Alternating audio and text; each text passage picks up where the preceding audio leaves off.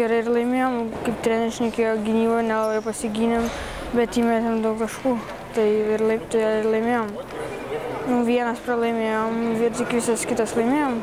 Tai... Kaip švenčia, kaip švęsit? Nežinau, mamos reikia klausti.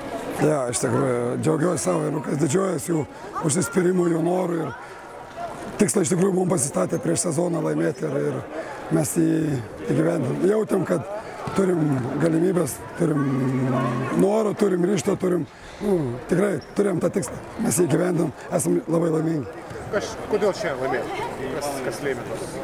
Ne šiandien, buvo tikrai daug, sezono metu buvo daug įtemptų rungtynių ir buvo nekiek neblogesnių rungtynių ir kituose turuose.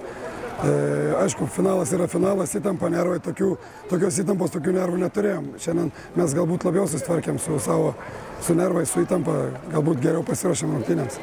Skaityt kažką savo komandoje? Aišku, noriu pasidžiaugti Juste, tai aišku, tame projekte tai yra labai didelis pliusas, kad gali dalyvauti mergaitės. Mes išnaudojom ir tą kozerį, sakykime, turėjom didelį kozerį Justė Juocytė ir mes jo pasinaudojom. Tai vėlgi šito projekto toks niuansai, kuriais mes pasinaudojom. Kelionė nebus liūdna. Taip, visų pirma noriu nusiskus barzdą, sakiau, kol netapsim čempionais. Barzdos neskus. Pirma noriu nusiskus barzdą ir jo, iš tikrųjų, kelionė bus labai linksma namo.